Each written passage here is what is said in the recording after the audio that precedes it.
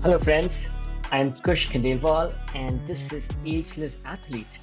A few years ago, I started asking questions that would not leave me alone. Why do some people keep pushing mentally, physically, spiritually long after others burn out or break down? What does it really mean to age well when you still crave movement, meaning, and mastery? This show is my search for answers. Each week, I talk to elite athletes, everyday adventurers, and pioneering researchers who are stretching the limits of what's possible across age, injury, illness, and self doubt. You will hear hard won lessons, untold stories, and science backed strategies for building a body and mindset that lasts. For those of us joining for the first time, welcome to the show. For the rest, thank you for joining us again. Time is our most valuable asset, and I deeply appreciate you giving me your time today.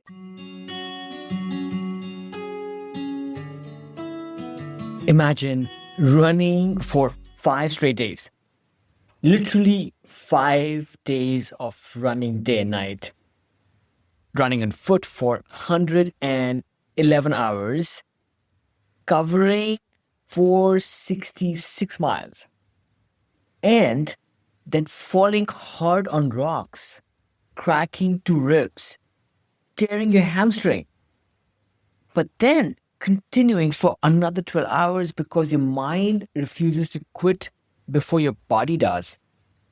And then imagine going back to your high school classroom on Monday morning, teaching government and financial literacy, surrounded by teenagers who have no idea that their teacher just did something that almost no human on earth can do. That's where Harvey Lewis was when we recorded this conversation. Still swollen, still bruised, but then healing, already walking to school, already biking when he could, and unbelievably, already running again. A few days before we spoke, he jogged 3 miles with a backpack on, surprising even himself. What I love about Harvey is that he does not frame this comeback as any kind of heroism. He frames it as curiosity, consistency, and listening to his body.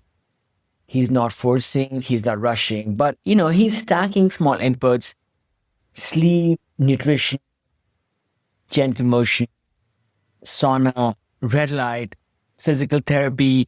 Yeah, many things. He speaks about them in detail.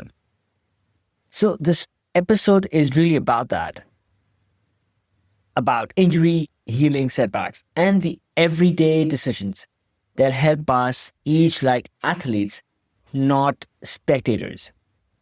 Whether you are recovering from something big, something small, or just trying to stay active in midlife, there is so much in Harvey's process that translates.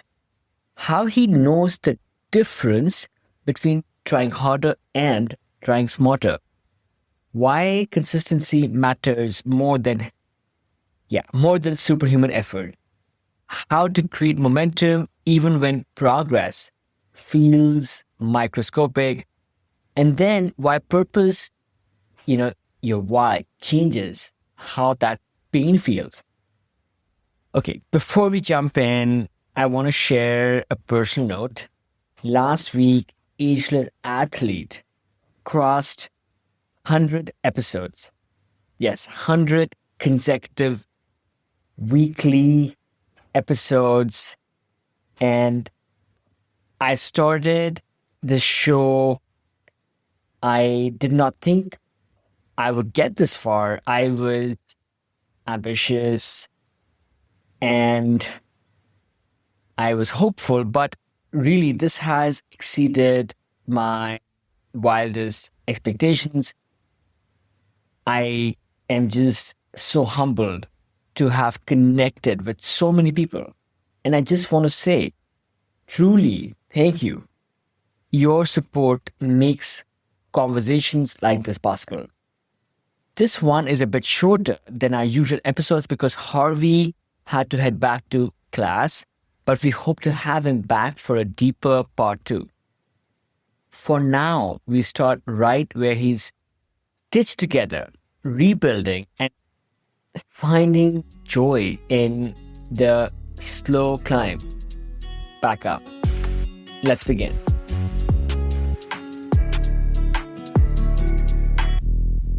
Harvey, I always like to start with this question, which is, where are you right now and what did you have for breakfast this morning? I am in my classroom here where I teach in high school, a government class / financial literacy and AP government. For breakfast, a cereal called Three Wishes with oat milk, chia seeds, some frozen blueberries, and also I had a couple of these sesame bars. They're from Poland. Just 'cause I like to eat a lot. And I had some acai juice. And I had also, what else I had? I had like some graham crackers. I don't eat those very often, but I was just like having a craving for graham crackers. So I did have some. Yeah. Well, that sounds like a comprehensive breakfast for the elite athlete that you are and the calories you need to consume to just stay active and alive. So is this breakfast entirely consumed, Harvey, when you set out in the morning? Because I believe that you commute to work while Yeah. running. Yes. Before. Yeah, before. Got it. And actually, tell us about this this running commute that you have. How long does it take for you to get to work? Well, to be honest with you, see, I've been doing a human powered commute for over 12 years. My typical thing is to run commute like up until this big backyard world championship race where I really did a number on myself, and I ran 466.5 miles, but I broke 2 ribs on the 5th day following, and then I tore my hamstring. So I've been really the most beat up 100% from any race I've ever done after the race. And the race finished 3 weeks ago. So when I got home, I started like commuting with, actually, I used crutches to get about a quarter mile over to the city bikes they have. And then I hopped on the city bike and I rode that to school, and it was really, really tough.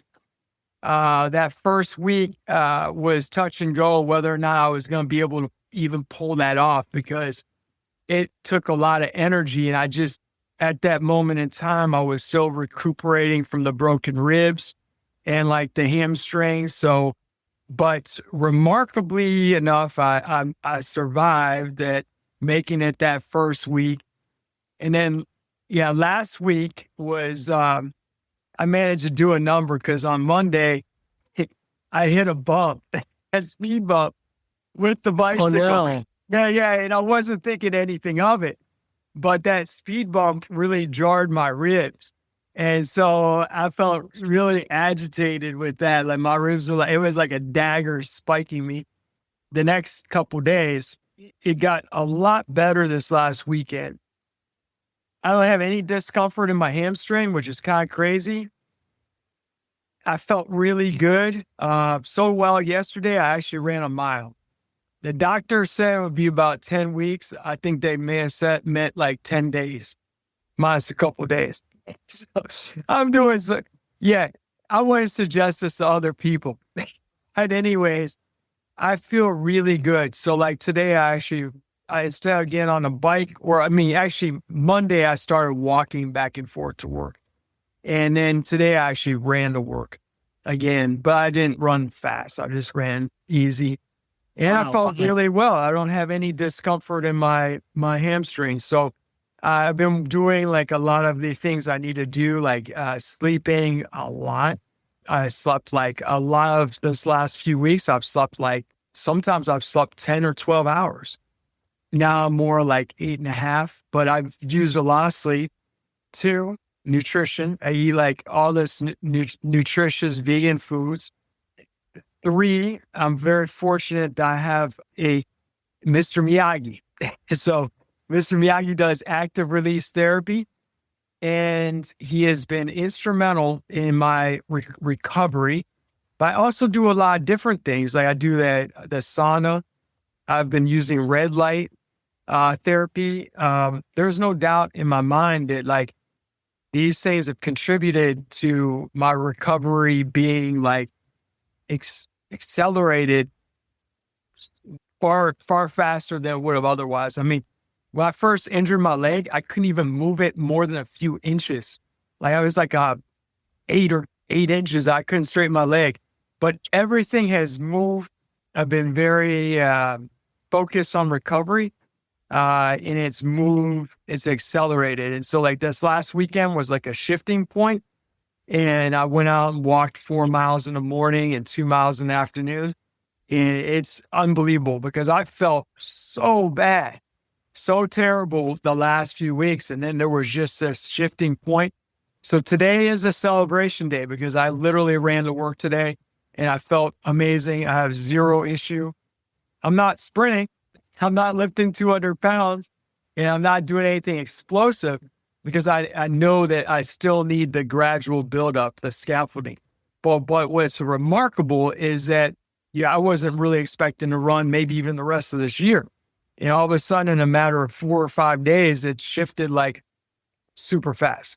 I'm kind of blown away by that, but also it's like I'm really good at listening to the body, and I've been running for like over 30 some years. So I really know my body very well. And I know, when to push and when to not push. And I feel very good at it right now. And it's mind boggling. Harvey, thanks for sharing all that. I first want to call out that despite these injuries, which might be crippling for most people, you have continued your resolve to use human-powered commutes to work. Yeah. Do you even own a car, Harvey? I do own a Jeep. Okay. Yeah. Okay.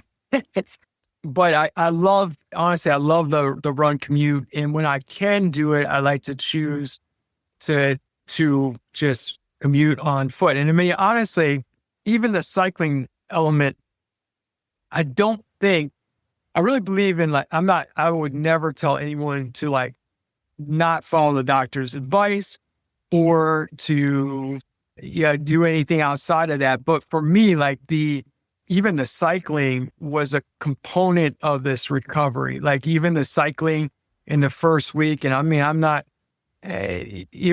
going super crazy fast. In fact, on these city bikes, sometimes I'm going up the hill and I feel like, there's someone walking and they're like nearly passing. Because the hill is tough to climb with the 3 gears. Yeah, it's been really something like just see that if you feed the body the right ingredients, how the body will respond. It's pretty amazing. And sometimes it doesn't respond as quickly as you want it to.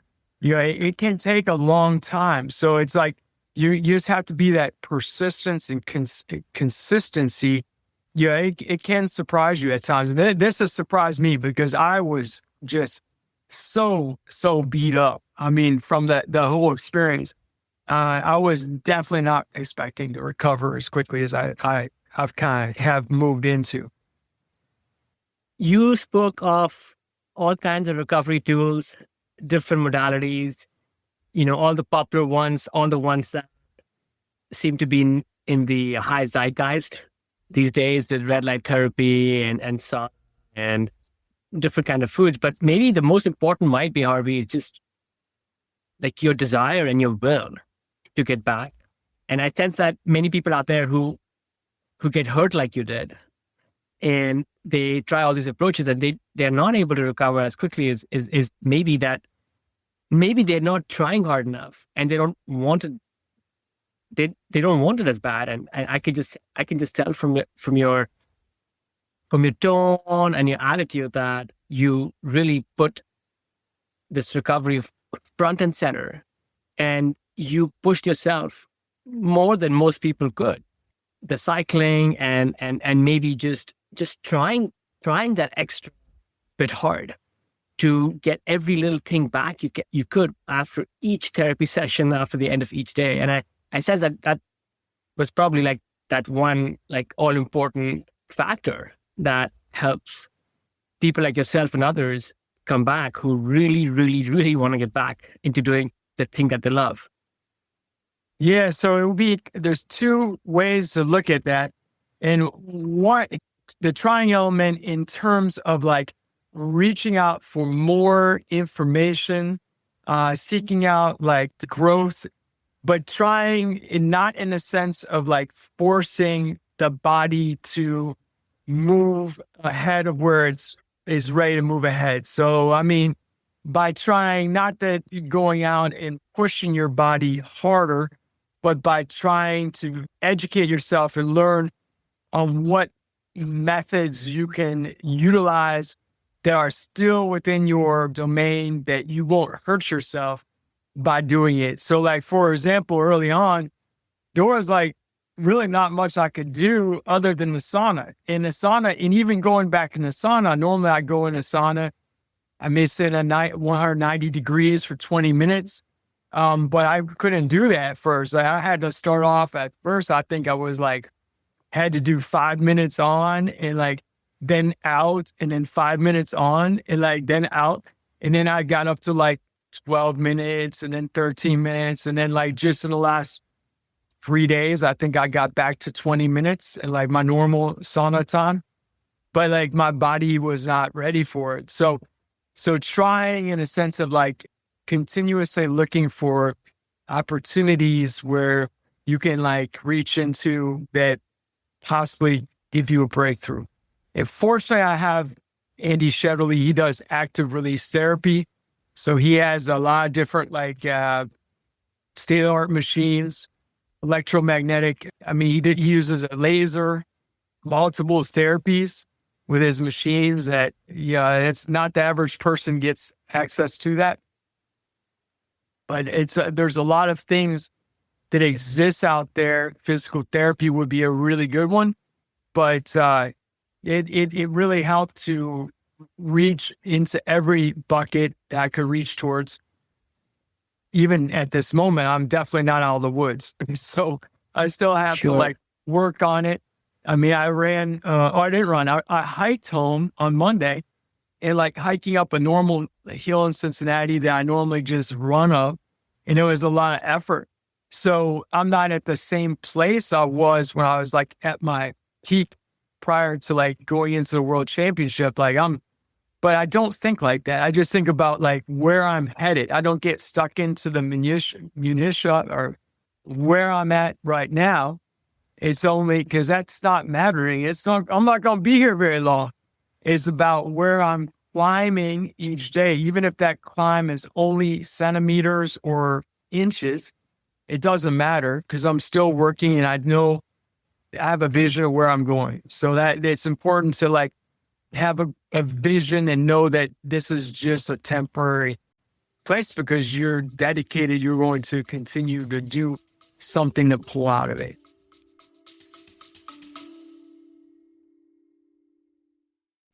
Friends, it means a lot that you're here. I pour a ton of heart into the show. The research, the interviews, the editing. It's all me, trying to share stories that matter. If Ageless Athlete has ever made you feel seen, inspired you, or just kept you company on a long drive, or better, over a run or a bike ride, I would be so grateful if you considered supporting it. Even a small amount helps keep it going, helps keep bringing the show to you for free. You can chip in at buymeacoffee.com/agelessathlete. Again, buymeacoffee.com/agelessathlete. You can find the link on the show notes as well. Thank you for listening and for being part of this. Harvey, I love the commute by foot or by pedal sport. I've been living in San Francisco for almost 20 years, and I have bike commuted the whole time. And I Wow. know Yeah, it's how great. sacred, yeah, I know how sacred that ritual is for me. And I know that it doesn't rain as much as here, as much as it does where you live in Ohio, but it can rain. And I remember really rainy Januaries where the sky was coming down, and I was just being able to go by bicycle was so important. And I had, all kinds of like layers and waterproof parkas on me just to be able to kind of continue that, because that just holds meaning for me. I have to ask though, you mentioned the saunas. So were you mixing in cold plunges between the sauna sessions to kind of keep up with that modality? I've definitely done that in the past. Not enough. I do love that. I mean, I'm not really strong in the cold category as well as I am in the hot category. It's an area that I'd like to develop, in fact. But in this period, I didn't, because I didn't have access to a cold plunge. Honestly, I see the total value of it. In fact, my wife and I were talking about getting one today. So that's ironic that you happen to mention it. I really like going to like some of these places they have in the country now, like the bathhouse in New York City. We went to one in Seattle where it's like a place that's like set up and it specializes in like hot and cold. And I mean, it's just like amazing. Like they have all these different like saunas, they have different cold plunges at different temperatures, hot tubs and ice and all kinds of different cool things. So I really see the value of that. The last 3 weeks, I've felt so absolutely destroyed. I was on the ground in the ditch. It was like 50 feet deep. And so I also had a hard time with temperature regulation. So because my body was so beat up, that's why I wasn't getting into the sauna for like initially like only 5 minutes. Like that's ridiculous for me. I normally couldn't do, that's like nothing. But it was like my body was having a hard time regulating that temperature. And so getting into a cold plunge, I feel like the last few weeks, maybe it would have been positive, but mentally I was not there. Like I would not, I don't even think I could. Maybe if it was 50 degrees, but not 38. I don't know about that. It would have been just get in, get out. I definitely see the value of it 100%. Harvey, it's a privilege actually to get this front and center view into your recovery, because there's much for the rest of us to learn from. Last question here. If you could stack rank the efficacy of all these modalities and how they've helped you in your training journey, could you take a stab at that?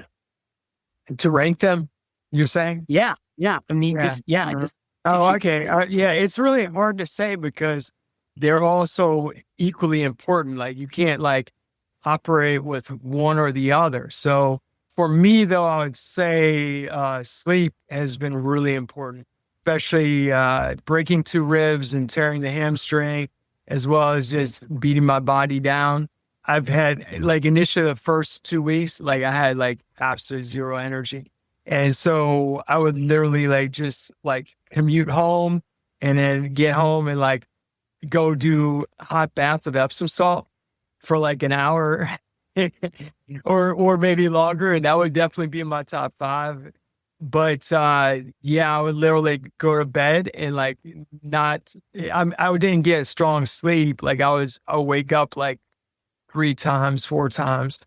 I don't know if you've had other guests on the show, but like I had like hot sweats, like night sweats, I guess you call them. I don't remember the exact terminology for it, but like, yeah, like literally my body has been like acting as if I have like a fever or something. And I like wake up all sweaty all the way up until like this last, I think Friday or Saturday was like the first time that didn't really happen. And even I've had a small amount like the last few days, not as much. Like it's my body's pretty much over that, but it's just this whole process of like healing, and it's really weird.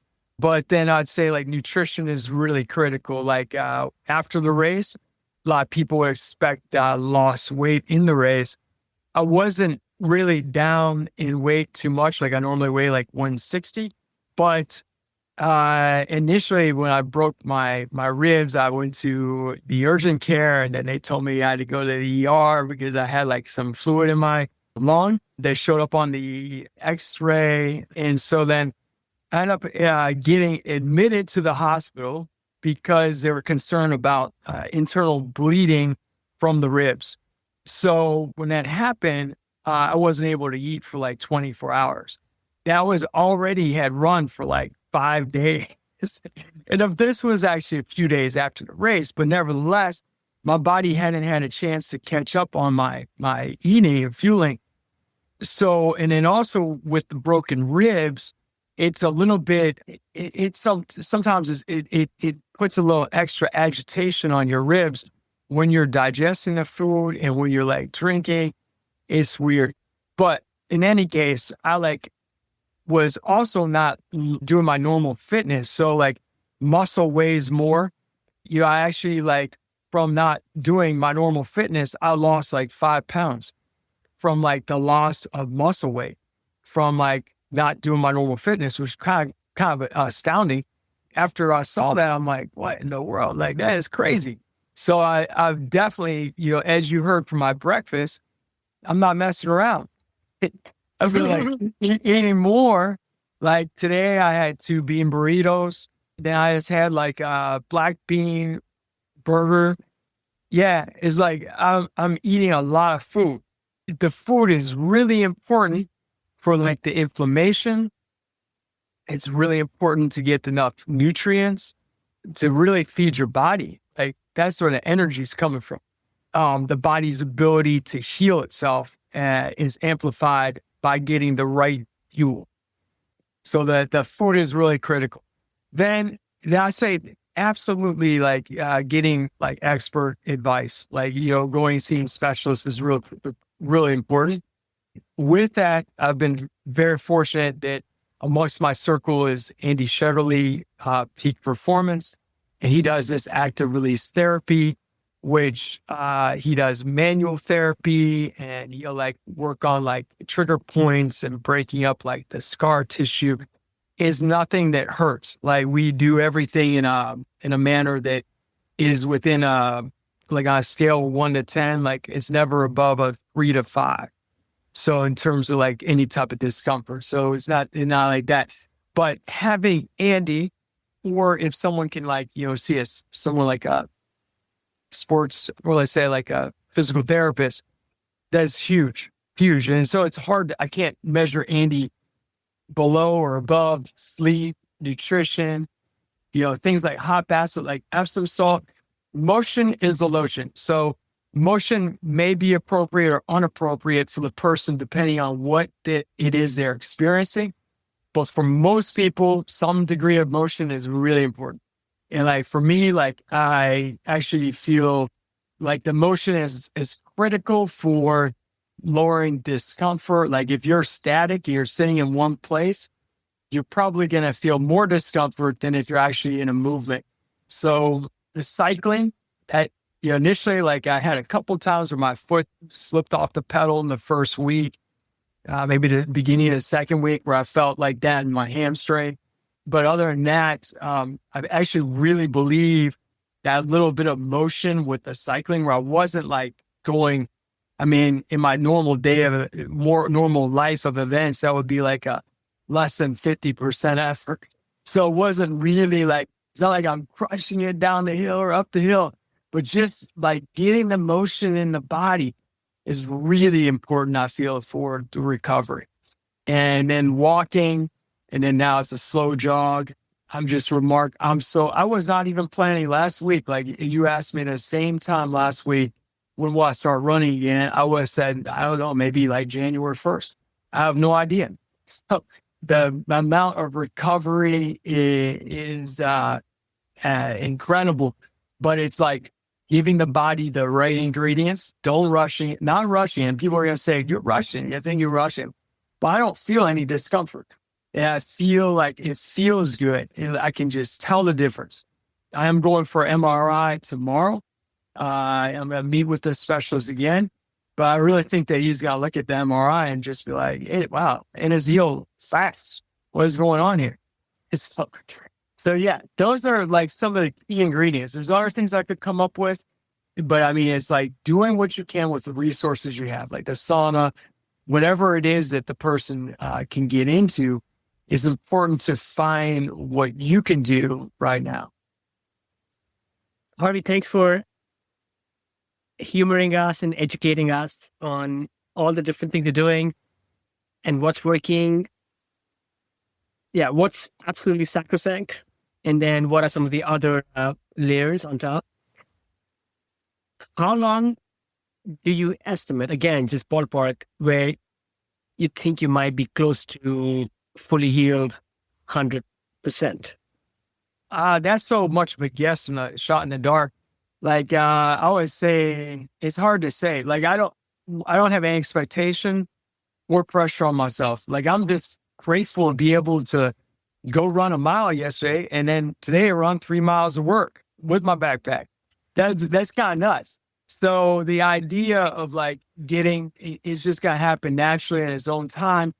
Things have moved a lot faster forward than I thought they would. Like so I mean I would say I would want to be back to somewhere near my 100% in January, but I really have no idea. Like that's sort of a moving point, because it could be slightly before that, could be like a little bit after that. And I have no like race on my calendar just yet that I'm sharing. So I don't know, but I really feel like probably by January, I'll be able to like be sprinting and running up and down the mountain and jumping over logs and doing all kinds of crazy things and have zero issues. But I don't know. I'm not playing this weekend. Right on. No Absolutely. weekend.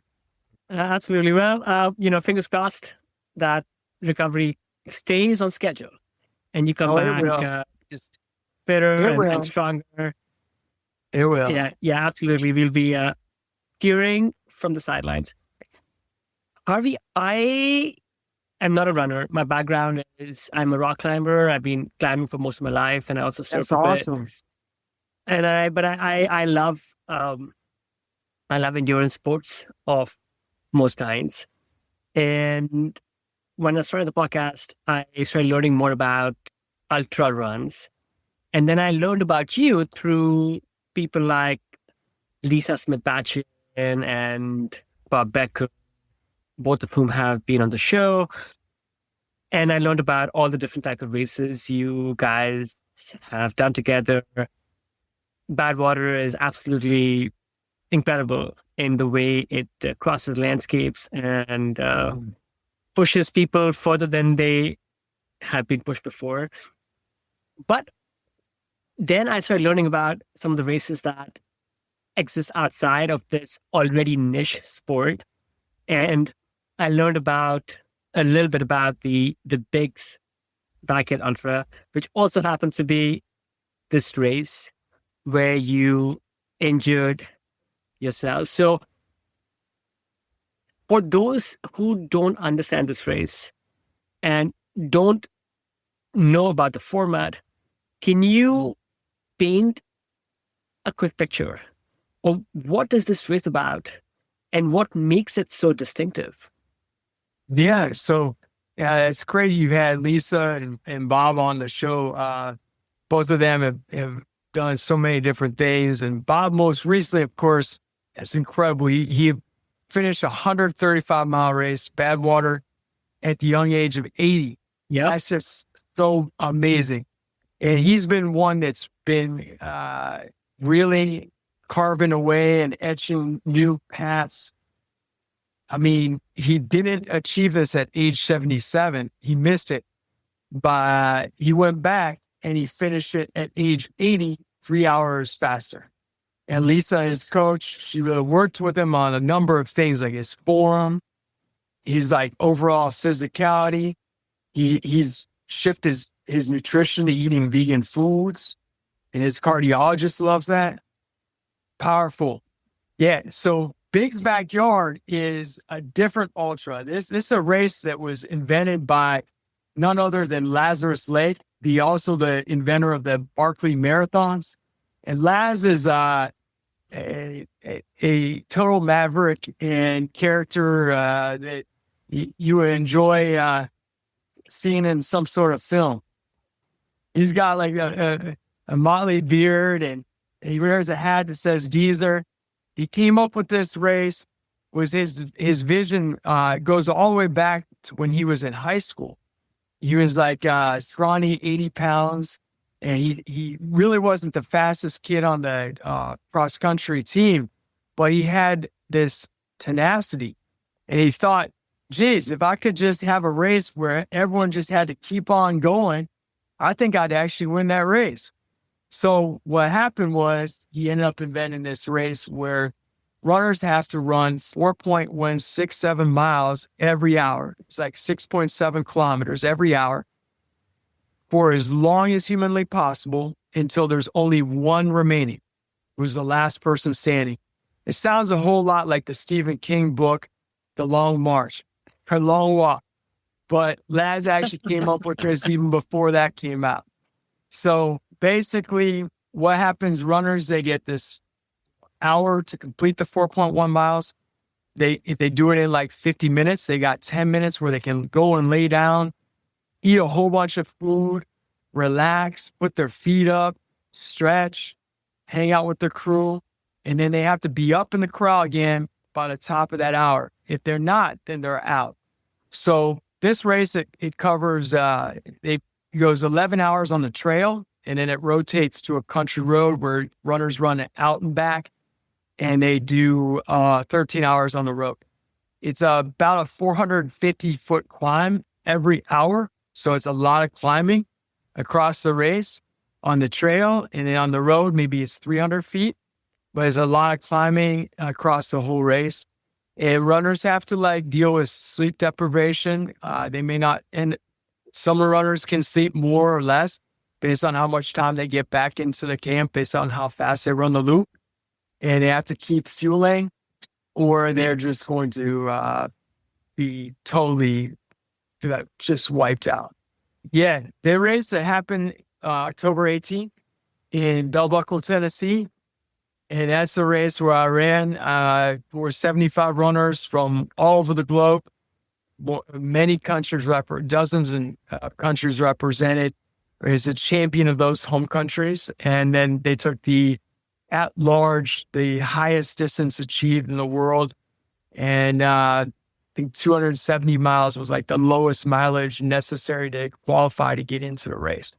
But we had, I think about 8 runners made it to 400 miles, maybe even more, something more than that. We had just a really incredible field of runners. It was a great competition. There is something incredible. So let me get this right. So one is required to complete a certain number of miles every hour, and then keep it. What happens if you miss that cutoff? Are you eliminated? You're out. You're eliminated. Done. Wow. So you can't afford to have one bad hour. And it seems like 4.167 miles seems pretty easy, but it's 100 miles every 24 hours. So, you have to run through the day and then the night and then the day and then the night. And for my race, I only slept like maybe a couple minutes the first night. That was it. Like I lay down, closed my eyes, but I just wasn't falling asleep. So I only fell asleep one time for a couple minutes the first day, and then I didn't sleep again until like the 5th night. And so they've got 4 days I ran. I didn't fall at all on the trail. And then that 5th day, I was just getting a little bit loopy. I was not like, maybe I was a little behind on my calories. I was like sleep deprived. I hadn't slept for 4 days. So, I mean, I fell down like at least half a dozen times, and probably more than that. I can't remember all the times I fell down, but and one of the times I fell, I remember hitting my ribs pretty good. And I knew like, oh yeah, I did something there. But my spirit animal is the honey badger, and the honey badger doesn't stop when you break ribs or, as long as I didn't break anything that stops me from moving, I'm still going. So I just got up and I kept on moving. And I kept running for about another 12 hours before I got timed out with the broken ribs. But ultimately, what undid me was my hamstring. Like I didn't know that I tore it at the time, but I wasn't able to like move any. It was like all cylinders were attempting to go, and the engine just shut down. So I made it like I was on my 112th hour, and I made it out, and I came back, and I was about half a mile, a little bit more than half a mile from the getting to the finish line again, and my body just had not, like, it wasn't able to move my legs. I was like dragging my leg, looking like I was a zombie or something. It's tough. I would do a couple of things differently in the next one, and I think that I could shift things around and had a different outcome. Harvey, the first thing that I think about is that in a typical like long endurance event, when one is looking at, let's say a marathon or 50 miles, or if it's a cycling race, 24 hours, 12 hours, or if it's in my case, if it's a long day of climbing somewhere in Yosemite, you kind of plan your day and you start at a certain pace and then you pick it up and you let go. So you kind of have this like loose strategy for the entire duration of the event. But this big backyard, it seems like something out of something out of like a book of fiction, where you have to keep this tempo for not just hours, but for days, for multiple days. And the fact that you barely slept for most of those 5 days, most of those 400 plus miles, it really does stretch the imagination. So how does one even prepare oneself for an event like this? Because all the other big runs that I hear about are more conventional, where you expected to essentially be the first man or person at the finish line. Here you expected to be the survivor, the last person standing.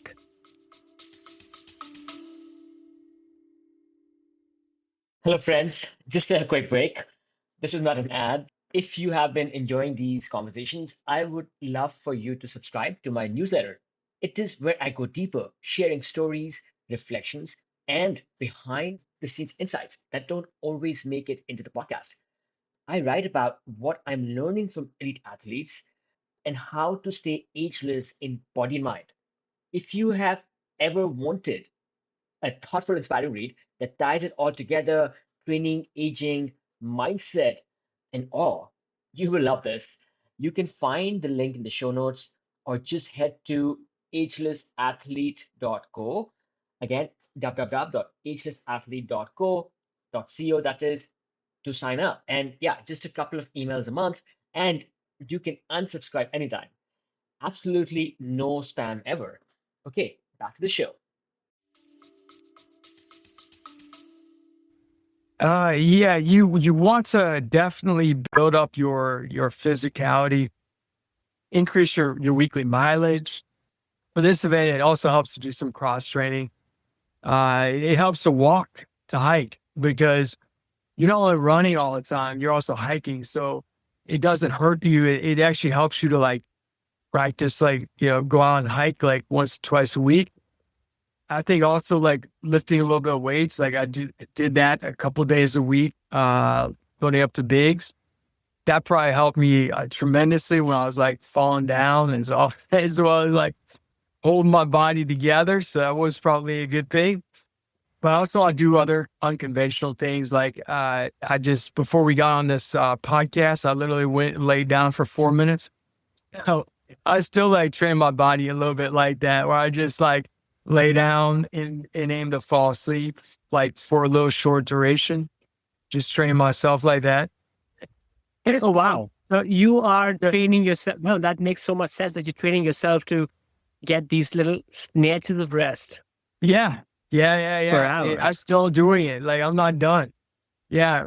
But yeah, you definitely want to build your ability to also take in calories. So, I mean, to be able to eat and run is not something that everyone feels comfortable doing. but you can actually build up your body's ability to absorb fluids and calories while you're really have an elevated heart rate and all the rest.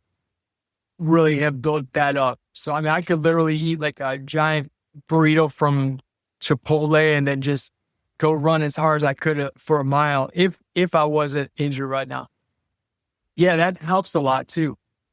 Then those are the basic building blocks. But then you have to also build your mind. So the mind is the most important element. And for that, it helps to like have experiences. So, it might be wherever a person's starting at, like building on those experiences. It might be marathons or 50Ks or maybe hiking out adventures with their friends and or maybe it's 100-mile race, whatever it is. But those adventures and experiences, they build on one another. And the more you adapt yourself to being able to endure like sleep deprivation, like put your mind somewhere different if you need to when you're feeling fatigued, or problem solve like with limited time and pressure. Those are the things that like are the extra box that help you to go further too. You have like a lot of ways you could like simulate that sort of race too. Those are basic ingredients. And this year I'll finish, I was a third to follow person out, but everyone is considered DNF, did not finish except for the final run. Right.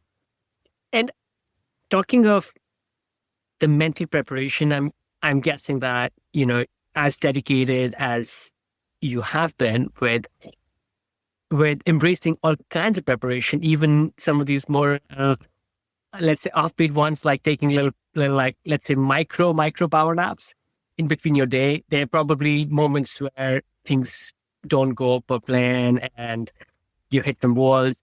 And I'm curious, when you're in that, like, I don't know, hour 80 or hour 100 and things start getting hallucinatory, right? And yeah, just everything is shifting. Like, what's the dialogue in your head, Harvey? Like, do you use mantras? Are there some memories you fall back on? Or maybe it's something just maybe more entirely instinctual? Mm. Yeah, well, I think the why, like it's real important to, I feel, have a why, and we all have whys. Maybe sometimes we don't think about them, but there's lots of whys we can jump into. Some are smaller and some are larger. So I have whys. I enjoy just the challenge and the game part of this race. For me, it's like playing the ultimate video game or Risk or whatever board game you want to put yourself into as a human piece. That's like the ultimate game to me. Using the human body and mind in like a challenge with like admirable adversaries.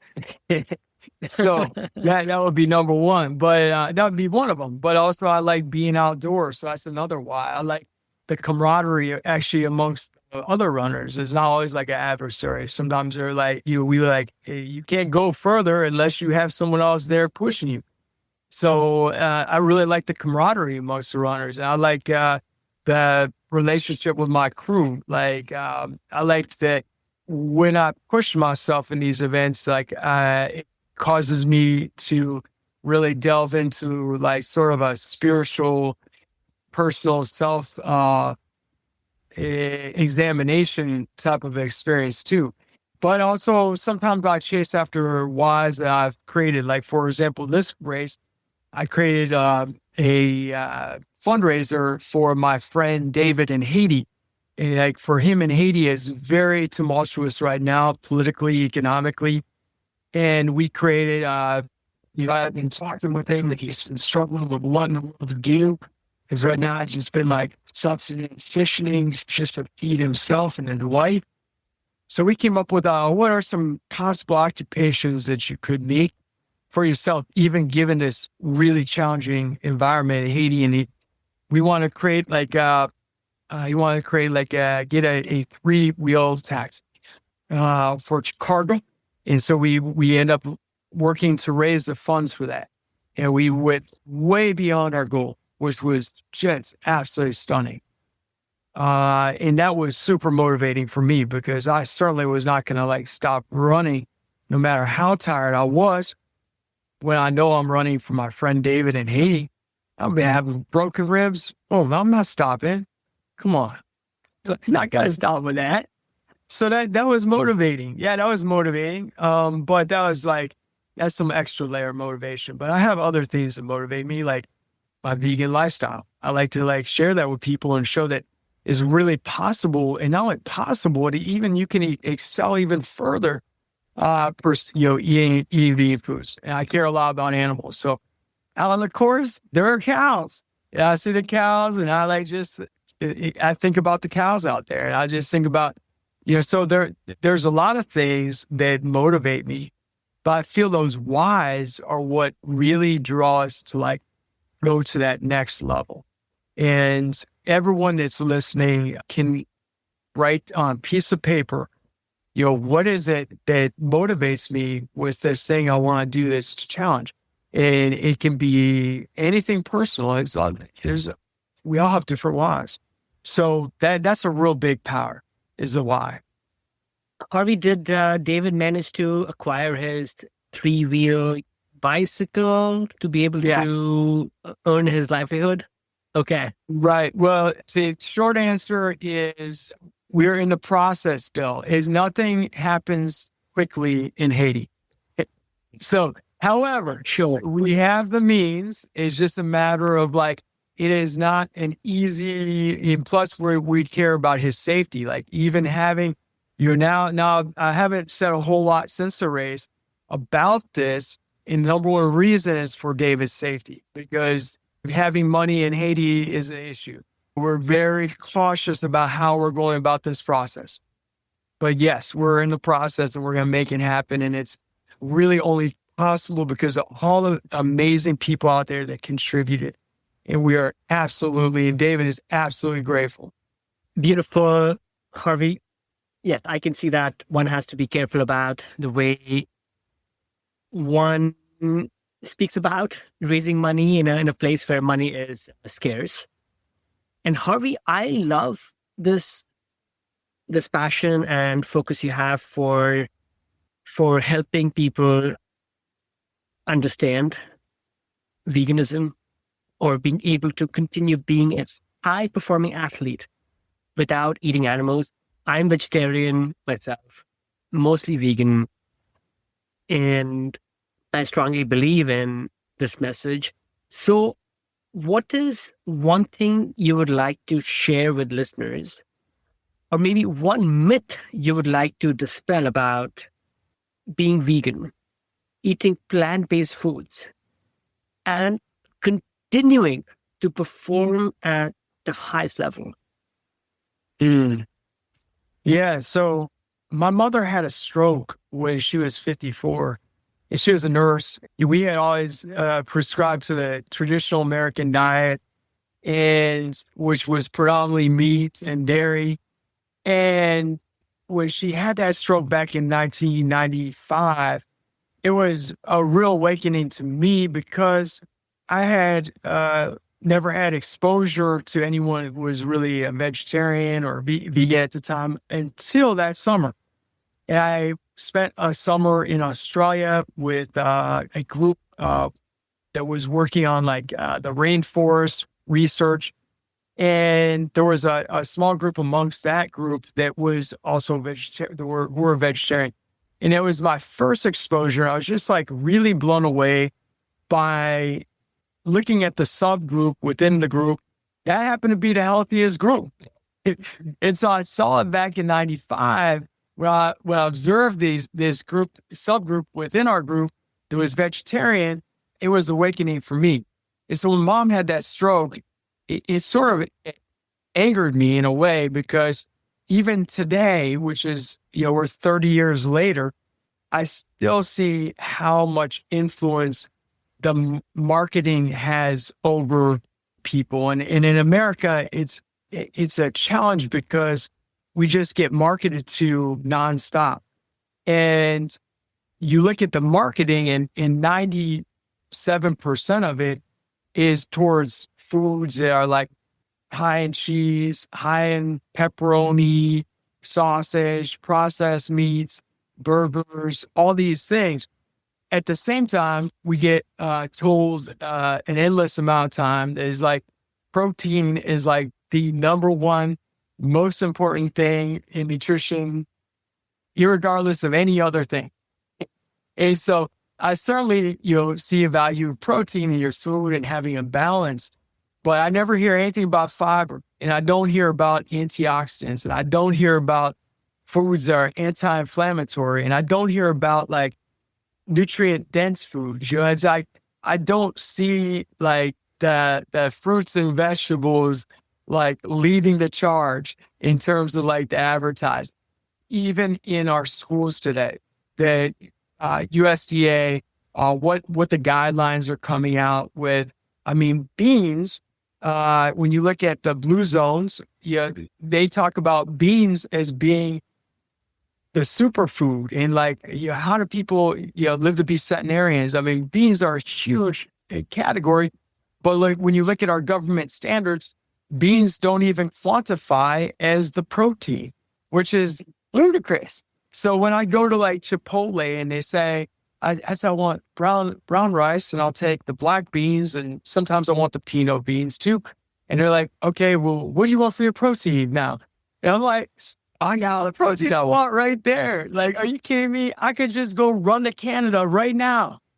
Like, so, are you kidding me? Like, seriously, like, I mean, sometimes I run 100, sometimes I come back from running like 200 miles in Washington, run Bigfoot 200. Next thing I'm running to school, I don't even feel sore. Like, what happened? How did I do that? How are you doing that? Are you getting like 200 grams of protein? No, I'm not. I'm eating balanced foods, but I'm getting a lot of nutrient dense. I'm getting a lot of fruits, a lot of vegetables, and even I have a friend who just recently is like, it's tofu. We're having like a meal with tofu, with like curry and tofu. Is tofu, is that bad for you? Does it have like estrogen? It's like there's all these myths. Oh my goodness. So it's like propagated by a lot of it goes into the meat and dairy industry, and there's a lot of lobbying in the government, but people only get a percentage of the message. And you could look at what cardiologists suggest. You could like, it's just the money is not like the vegan foods are a small sliver. They're exponentially larger than they were in the 90s. But I see it's an unbalanced battle. And when you look at the landscape of what messaging people are getting on a daily basis, the messaging is 97% omnipotent for the meat and dairy. So it's like people just sit into like, that's just the status. That's just what is part of our normal, our norm. And it's just what we're conditioned and used to. So, I mean, I would just encourage people to like branch out, explore some different ethnic foods, you don't have to go all the way vegan. If that, maybe it means that you incorporate 1 day a week or 2 days a week or a couple meals a day, like a day of yours. But I could guarantee it. And sorry about this. We're going, that's my time. I have to run. It's been a blast speaking with you today. And I wish everybody who's following, go after it. Whatever your pursuit, think about your why. Go for the unconventional. And challenge what you hear are the norms that get spat at you.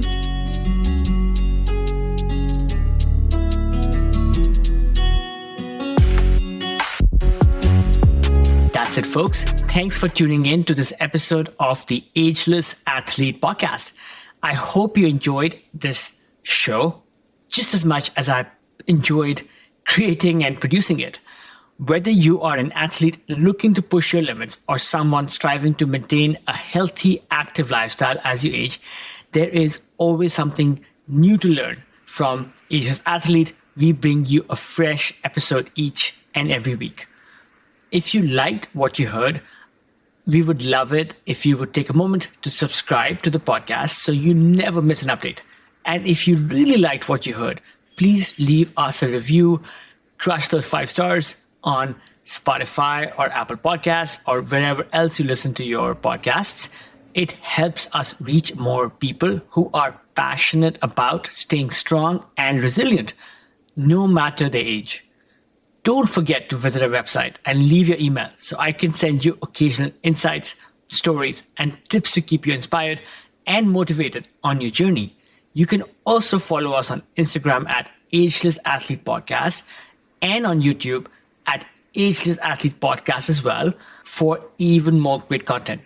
All of these links are available on the show notes for this episode. This show is entirely produced by me, Kush Khandelwal, based out of California with the help of my trusted adventure pup Roger. Until next time, keep challenging yourself. Keep pushing those limits. Stay mentally and physically fit. Continue doing what you love to do. And my friends, stay ageless.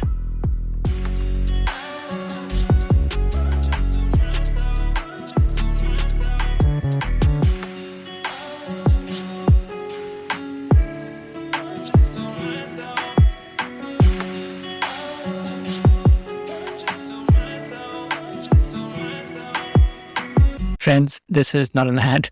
This is just a quick message to those amongst us who are listening to Ageless Athlete podcast for the first time. I would love it if you would hit subscribe and follow on your favorite podcast app, whether it's Apple Podcast or Spotify or Stitcher or Overcast or what have you. We bring you stories and routines and other inspiration from elites in the world of the best outdoor sports. In each episode, you will find how these athletes stay connected to the outdoors, maintain peak performance, and continue to thrive as they age. I encourage you to look through prior episodes and listen to a couple and see if they resonate. And then, come back next week. We release an episode each week. And I am really inspired to bring you some of the best stories from the world of the outdoors. Okay, back to the show.